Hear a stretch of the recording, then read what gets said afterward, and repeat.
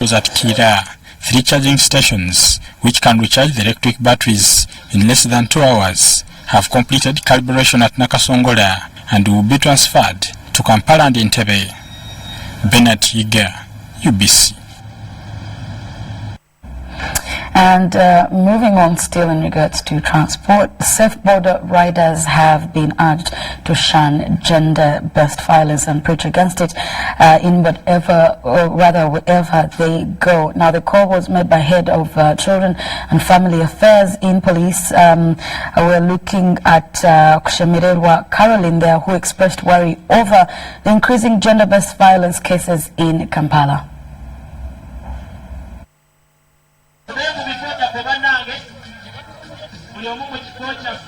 Hundreds of safe border riders have been sensitized on the dangers of gender-based violence as a way of celebrating the 16 days of activism. Meeting safe border riders in Kampala, Kushemererwa Caroline, the Assistant Superintendent, Central Police Station, noted an increase of violence against women in Kampala. Kubanga age bwogeragana ne age kuva ku myaka between myaka 18 na 35 abana abawala abana abakyala. The Swedish ambassador to Uganda, Palindad, said Uganda spends a lot of money towards gender-based violence. He said gender equality is among solutions to Uganda's development. Estimated that in Uganda the damage caused by gender-based violence actually costs 77 billion Ugandan shillings annually. Susan Oregede from UN Women said they are to include gender-based violence to their curriculum since they have an academy. Where they train border riders, we are planning to work with them, or we've started working with them on a curriculum where we'll include issues of gender within that curriculum. Ricky Rapper Thompson, the co-founder Safe Border, says they are to publicly share the knowledge acquired and embed components of gender-based violence into their training. I think the first step that we have already done is to get our drivers out to publicly speak about it, publicly share the knowledge. And we know for sure that our drivers are willing to learn and willing to become better people in the society. This gender-based violence sensitization drive is to run under the theme engaging men and boys in a healthy and violence-free nation. Sudat Kai reporting. Thank you so much, Surat Kaina. Moving on, poultry in Uganda is carried because of different and various reasons. Now, some people do poultry because of for eggs rather, while others do it for the meat. Now, it can be done on a small scale or large scale depending on how much money one has, and it is also done majorly for commercial reasons. Poultry is one of the fastest growing segments of the agriculture sector in Uganda. While the production of agricultural crops has been rising due to good weather, increased production of eggs and broilers, on the other hand, has been due to more commercial players taking interest in the business. The potential in this sector is due to urban population and falling poultry prices. Poultry meat is today a growing component of global meat demand.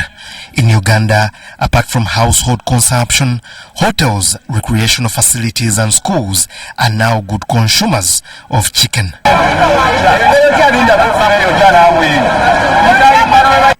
However, there's growing concern that consumers of this delicacy don't take precaution where and how it's prepared, mainly the dressed chicken. Uganda National Bureau of Standards, UNBS, has been keen on hygiene of dressed chicken, and some commercial poultry farmers have got the drift of the standards body. I think it's just the access to chicken has been a problem. I think if you think of in today's standard, we're one of the largest providers of poultry, live birds or dressed chicken to the market, and for a population of over 40 million. So I think there's a lot of space for us to grow, and I think a lot of the issue of Ugandans maybe not, the consumption not being as high as some maybe some Western countries is because they have not had access to it, and we are looking to change that. Benzika Poultry International Limited has launched into the dressed chicken market.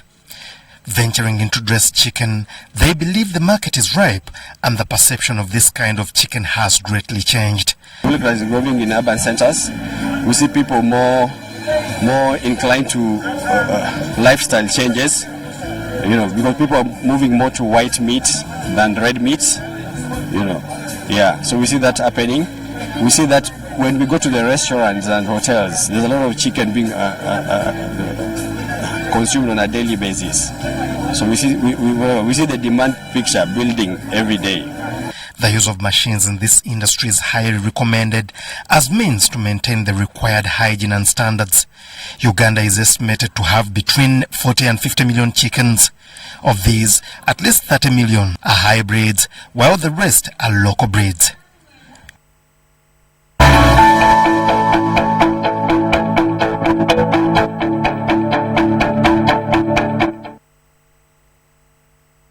It's time for a digest, and very interesting here. We've had this discussion. There's been a lot of questions, you know, where people are saying, is this the right direction for us to take? There are things like policies to guide these particular people, and by this I'm talking about the cryptocurrency that has taken over, I think, globally, and many people are, well, some are skeptical, and there are those that have really embraced it.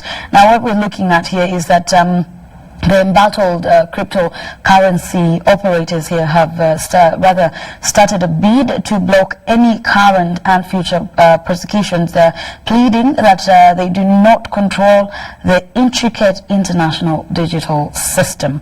And what they're looking at here is that they filed their pleadings at the Civil Division there of the High Court in Kampala. Now, documents dated November 15th, 2019 were filed by Fred Ntabazi there, and what they're looking at here is that and Pure Crypto Center Investments. Now, the cryptocurrency is a form of digital money guided by internet-based codes for purchases, transfers, and money online. Now, in 2009, the first cryptocurrency, Bitcoin, was created subsequently. Now, of course, after the currency to the Bitcoin, numerous versions emerged. Now, the currency is free of regulatory clutches of the central bank of any country. And that's where we see the challenge, where most people are quite skeptical about this cryptocurrency. Now, the defendants are listed as the Attorney General and One Life Network Limited, which sells OneCoin digital currencies. Ntabazi says that disbursement here of the currency is hinged on how soon the international controller triggers a transfer. Now, he does assert that Pure Crypto Investment purchased OneCoin from One Life Network and sold to willing buyers with intentions of making profit. However, Ntabazi says that later it was rather expensive here to purchase the power pack, which in this particular case contained OneCoin, and he said One Life Network has not yet released the exchanger which was to be used to get the coins out of the power packs. Now, what we're looking at here is that the petitioner argues that complainants here are bound by contents of the independent marketing associates agreement signed by every buyer. Now, the issue here that has come up over time, I think, well, this is what we're seeing in regards to the cryptocurrency and how it works. And, you know, they're saying, well, we are not necessarily the ones who control how things will play out eventually. Now, in June, the Deputy Governor of Bank of Uganda, Louis Kazekende, there did caution against cryptocurrency, emphasizing that this particular phenomenon was quite risky since there are no usage regulations there. Now, in September, the Finance Minister, Matia Kasaija, rubbished cryptocurrency, dismissing it as a fraud and a mockery of the global financial system. Now, some of the cryptocurrencies operating internationally include the Ethereum, the Bitcoin, Cash Ripple, Bitcoin, and Coinbase, and Litecoin, I think. So, definitely this has been going on, the discussion has been going on, looking at, of course, most people being very, very skeptical about how this works. Yes, there's been cases of fraud, but there's also people who say this has actually worked for them. I think there's need to have a deeper engagement or discussion in regards to this particular issue. But since it's not regulated, that's where the challenge probably does come in. And of course, people would naturally want to know where their money is at, if they can actually access their money. And these are some of the things or challenges that do come with the cryptocurrency. So we'll see how this particular case plays out. And probably it could be one of the things that people could follow up on and see how it turns out to be. Well, that's it for our digest. I'll not exhaust everything. We'll be going in for a very quick break, but when we come back, we'll be taking you in for our insight.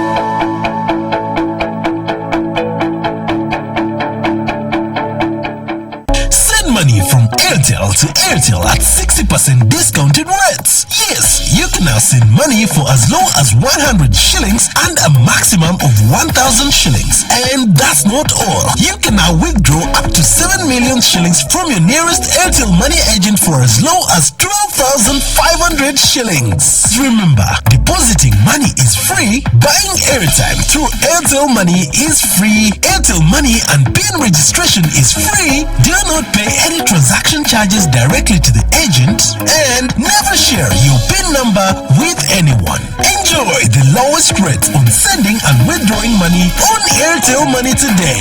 Airtel Money, simple, instant, secure. Airtel, the smartphone network.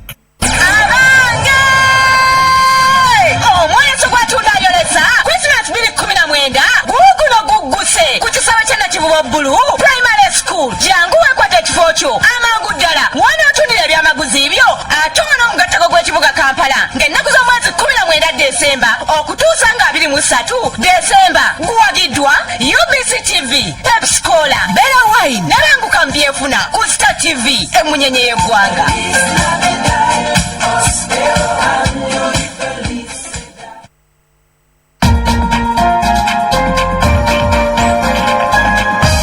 This weekend on UBC.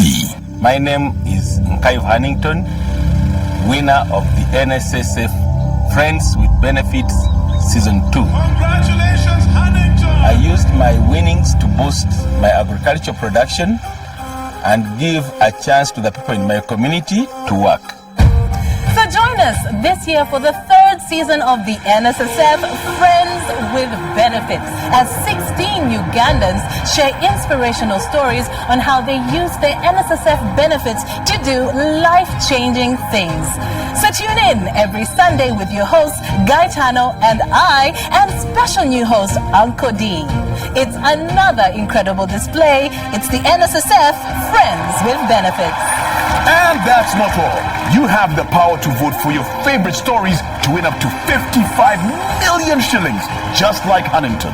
This show is brought to you by NSSF, a better life.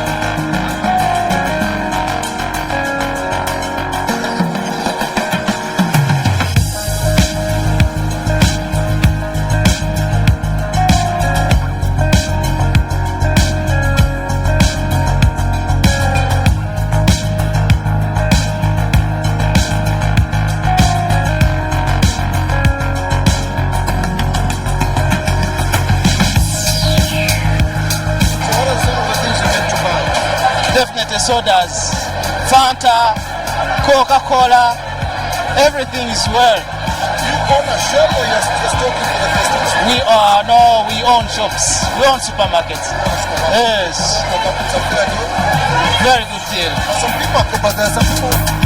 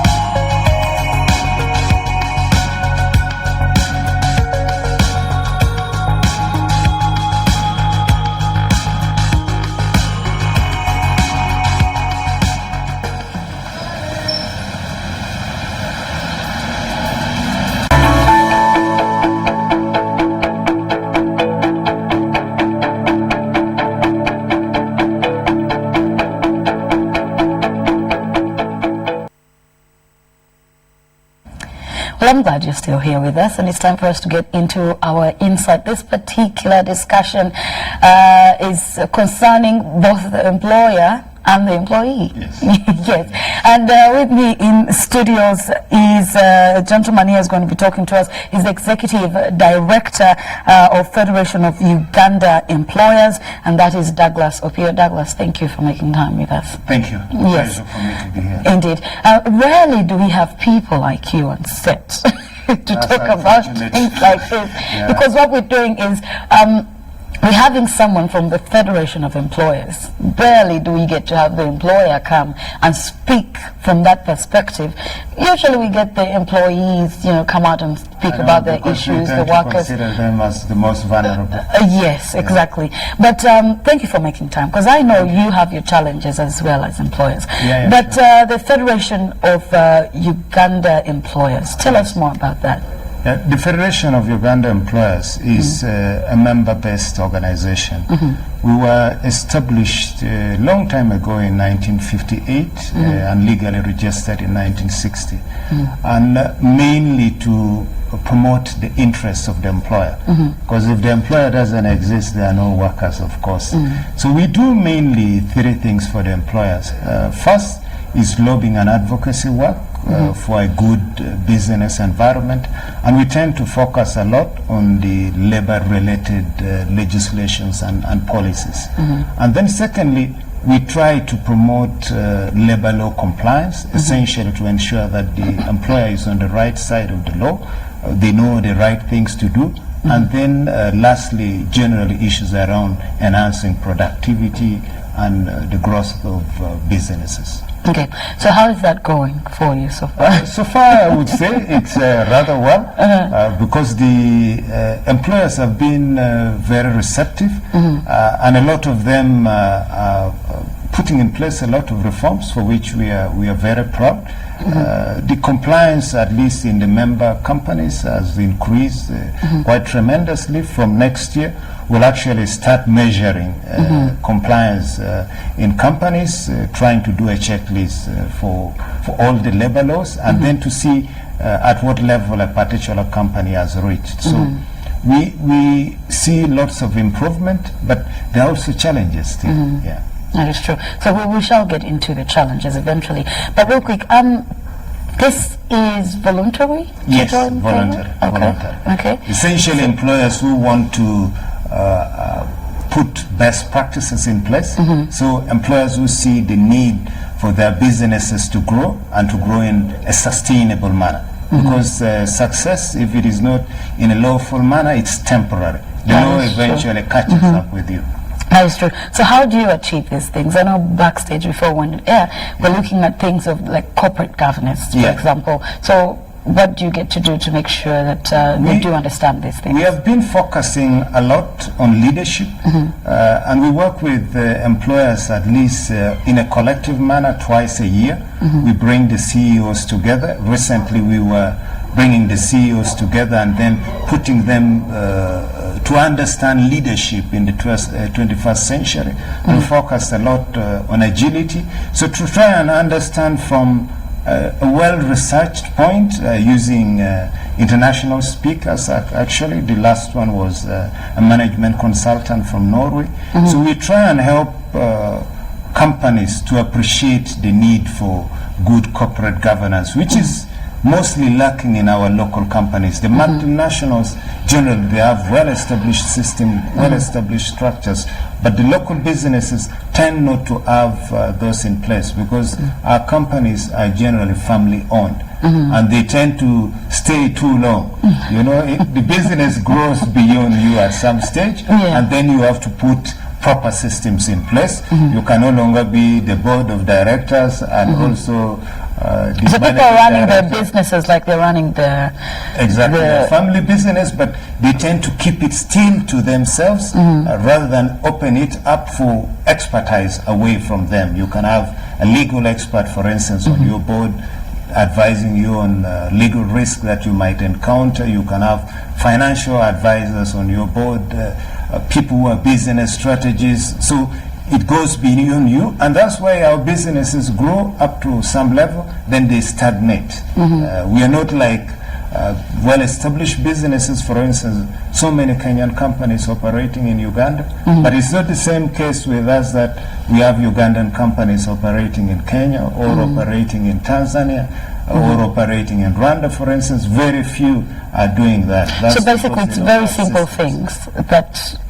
could be stagnating our businesses that we probably don't even consider. I agree. Because, like I said, from a governance point, but also from a strategy point. At some level, you need a higher level of professionalism and competence and expertise, which may not be available with the owner. And at that stage, the owner has to hire now the right people to run the businesses. So it's something we can work on. Okay, interesting. So when we talk employers, are you looking at specific, people that can be part of a group, or we're looking from the great, huge companies to the small and medium?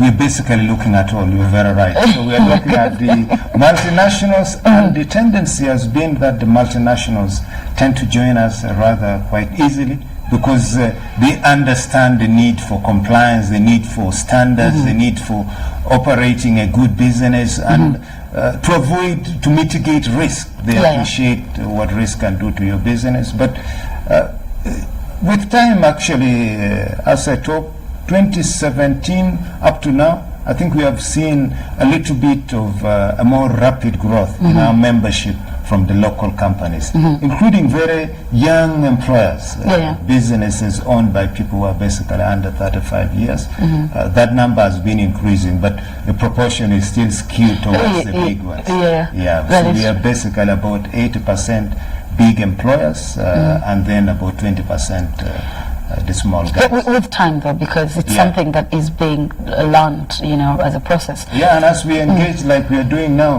more people will get to understand. As an employer, you have somebody taking care of your interests, and they will be happy to. So the Federation of Uganda Employers is not segregative, or you may be worried.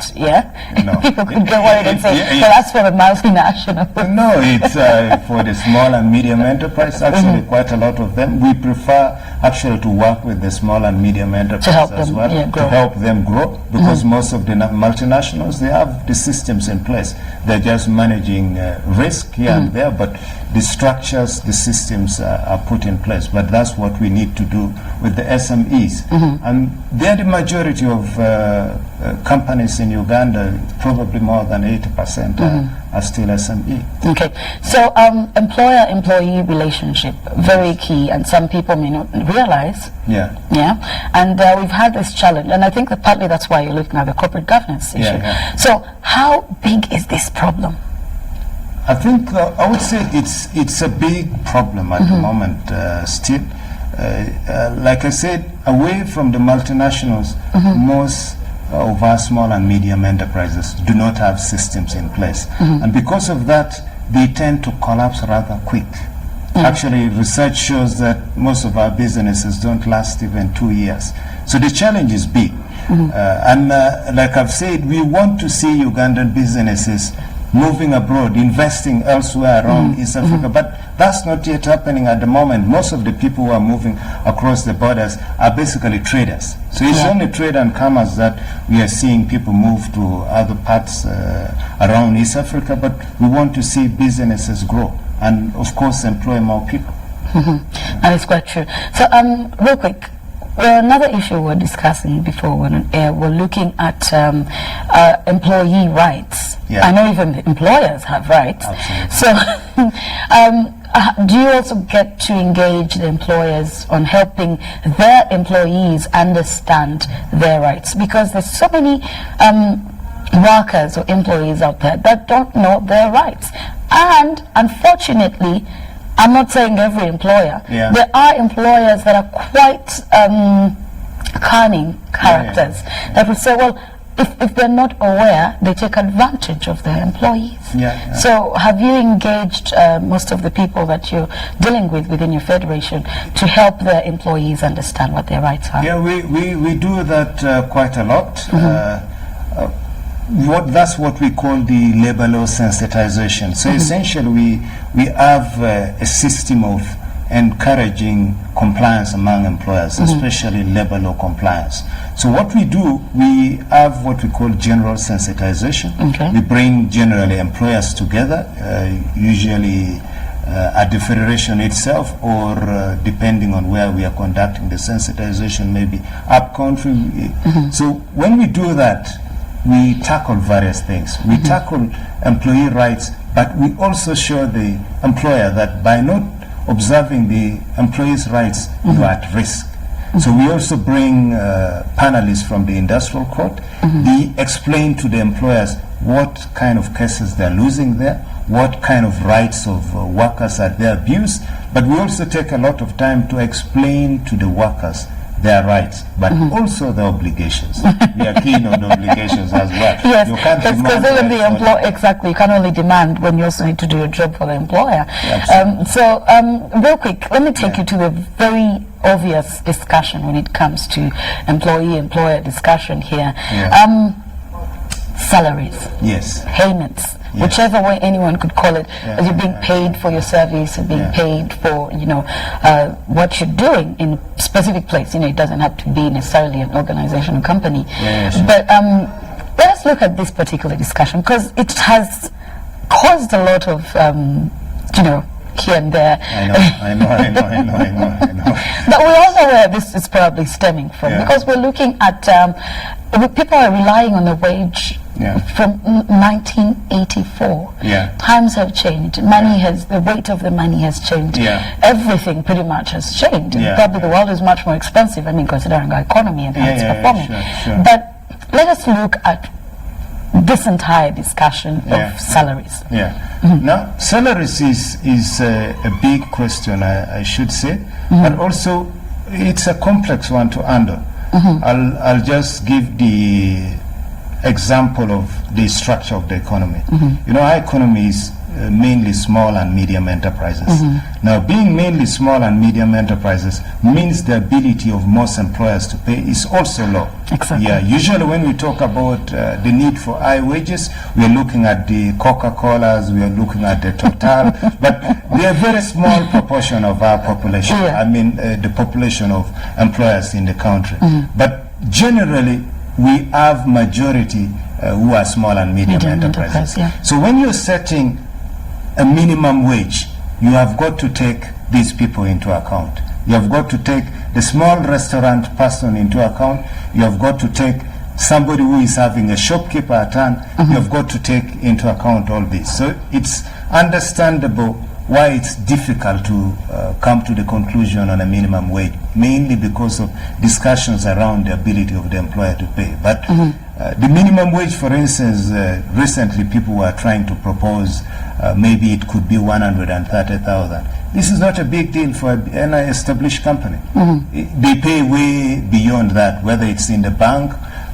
Only that anyone can choose what to pay you depending on how you get in. I agree.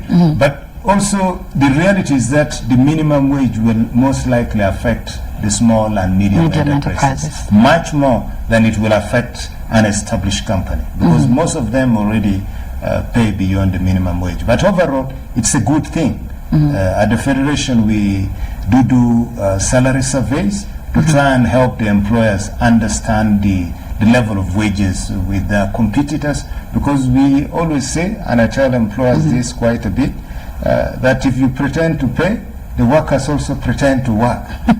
So it's not productive at all for everybody. Because you pay low, you get low output. And it's also partly responsible for low level of productivity and sometimes even behaviors that so it's a cycle. Yeah, it's a cycle which is not productive at all. So the employer has to be working towards giving a reasonable pay, because one, you have the risk of having people who are not engaged. They're at your workplace, but they are not necessarily engaged, or you lose the good talent, because at the slightest opportunity when somebody is willing to offer them a higher wage, they will move.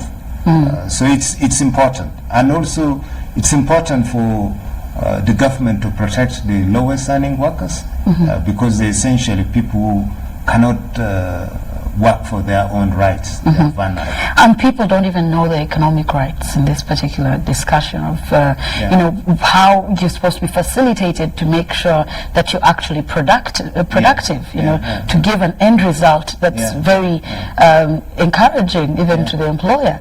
But usually we have situations where the employer expects but does not facilitate for that productivity to happen. Do you engage them in such discussions? A lot of times we do that actually. What we have been promoting a lot at the Federation is what we call self-regulation.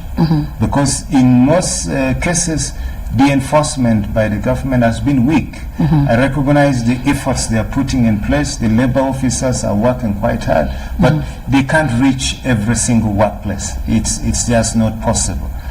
Even by numbers, the labor officers are few. So enforcement of compliance at company level is basically weak. So what we do is to promote self-regulation. By self-regulation, I mean it's us who are guiding employers on what the law requires of them.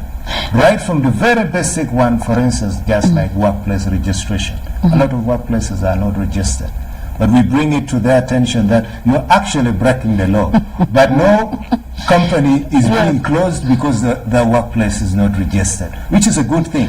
But they have to take advantage of the leniency on the part of the government to meet their obligations, which then would be good for all.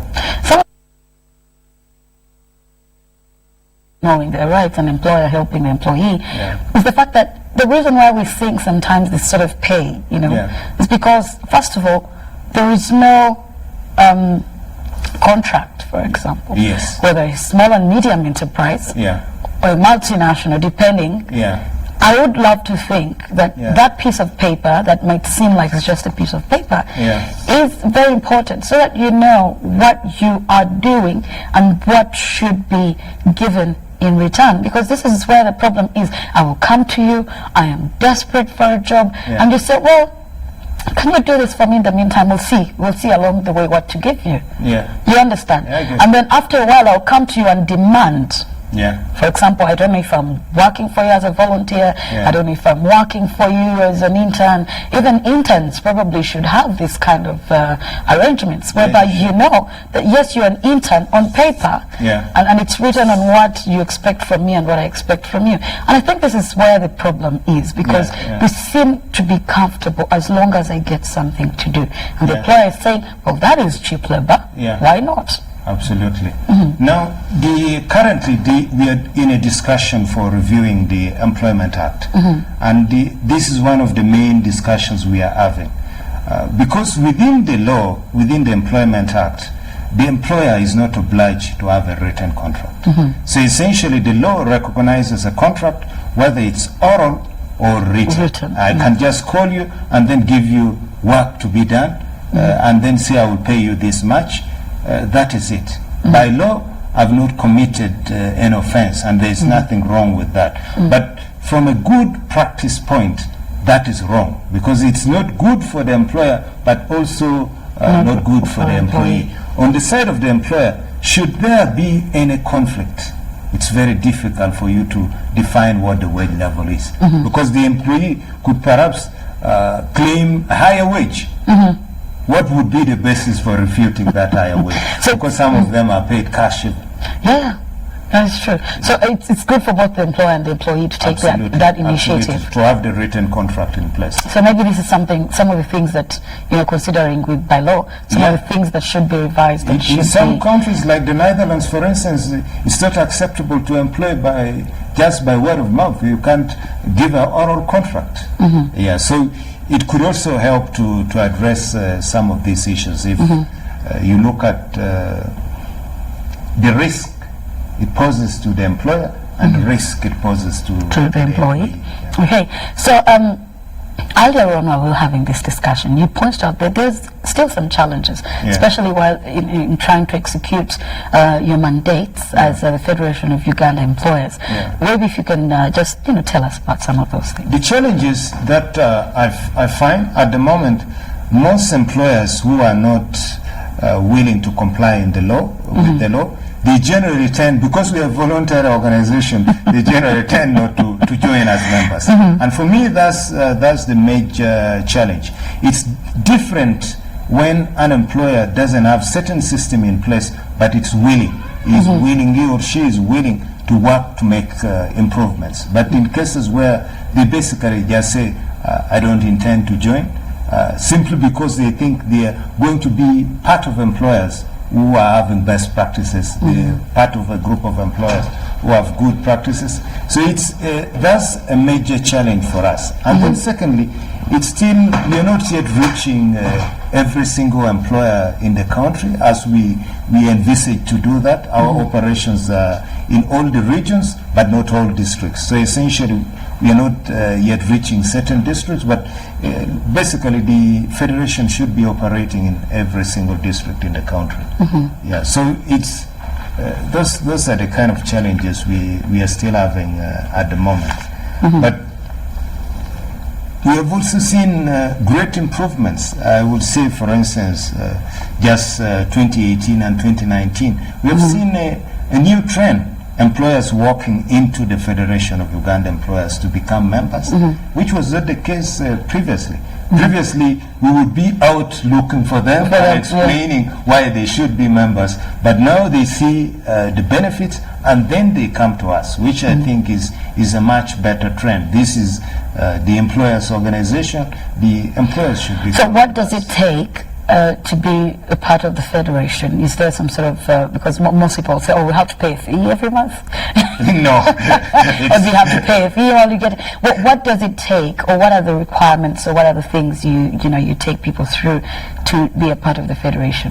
Now, the Federation, the membership are in 5 categories. The lowest category is just 400,000 shillings, and then the highest category is 3 million shillings. And within there, we differentiate the level of benefits you can access. Of course, for a lower pay, you access less benefits compared to somebody who is paying much more. But generally, the well-established companies tend to pay the highest fee, which is platinum, at 3 million. And a lot of them have given us very positive feedback. So we think there's a real benefit in being a member, and also we try as much as possible to deliver group benefits like the way I was explaining, doing group trainings for them. Usually we do this free of charge. Doing sensitizations for them, we do it free of charge as well. Doing review of certain documents like the human resource manuals and stuff like that. We do all those free of charge for the employer, reviewing contracts and to see whether you have written it as the law requires. So a lot of benefits essentially that comes with it. Final word, Douglas. Our time has run out. Give us a final word. You look into your camera and give a final word. Thank you so much. Now, in this particular case, I just want to encourage all the employers out there. The Federation of Uganda Employers is your organization. You have got to join and be a member. Together, we are much stronger. At the Federation, we say every good employer is a member of Federation of Uganda Employers, and we want you to grow your business, to grow your organization, to employ more people, to contribute to this economy and make things better for us all. So that's what I would like to tell all the employers out there. I'm happy that your businesses and your organizations are growing. Indeed. Well, thank you so much, Douglas Opio. He is the Executive Director of the Federation of Uganda Employers. I do appreciate you for your time. And real quick, before Douglas goes upset, or rather while we get ourselves back here, we're going to take you into what happened yesterday there at Kapeka, and what we're looking at here is that, you know, the president has been commissioning a number of industries for a while now, or rather commissioning industrial parks for a while now, and this is very key and important as we are looking at industrialization as a country, and not just as a country, as the East Africa region. Now, this particular clip is going to look at President Museveni commissioning forgive me for the pronunciation of this word, is Liao Shen Industrial Park in Kapeka, Nakaseke district.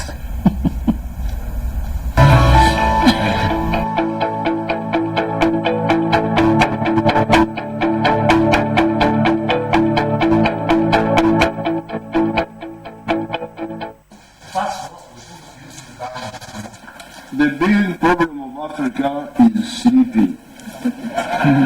And when we're working with them, you should know that they are asleep. That's why they were colonized in the first place. 这就是最开始为什么非洲被殖民的原因。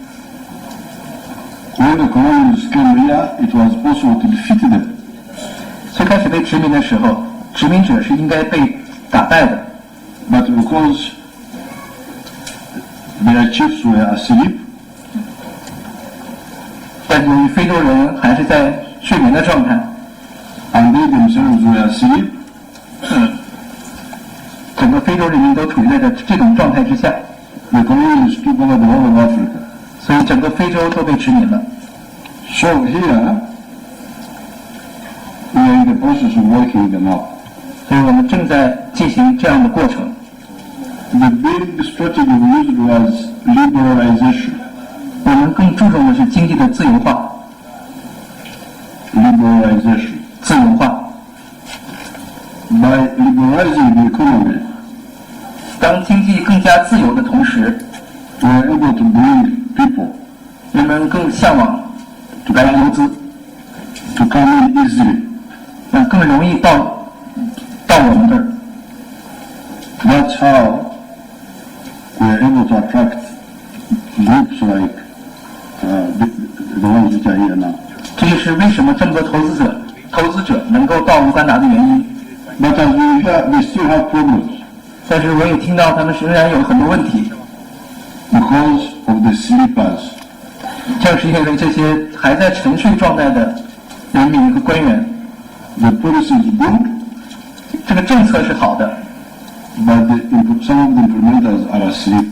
Today, with our own engineers, our own technicians, our own surveyors, no contractor, we have been able to reach here. We had a budget, government money, 21 billion, that was our budget, but we used only 18, we have saved 3.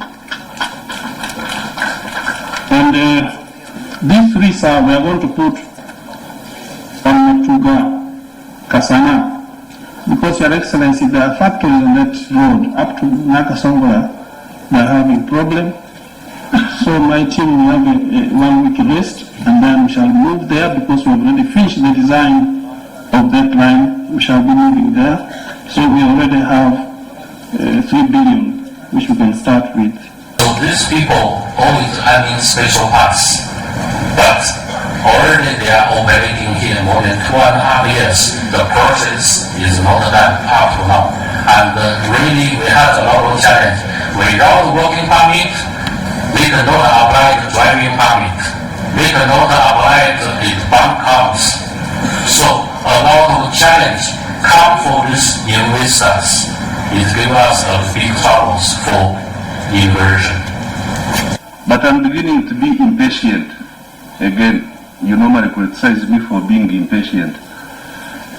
Because now, almost $600 million is going to be invested in the 5.2 square kilometers. And then there is zero investment in the 30 square miles of Kapeka sub-county. It is beginning to eat me up. Because for sure, the Ausheri Industrial Park is going to be completed by 2022. It will be fully functional. But outside the industrial park, and I remember, Mzee, you told me FDI is not going to help the households. Now, this area, the 5.2 square kilometers are going to become a miracle. But if we don't surround it with intensive agriculture around it, then we shall be losing out. So we want your advice, which you normally give, see how we can have a general area development. Because if we develop only the 5.2, I see danger if we don't develop the surrounding area.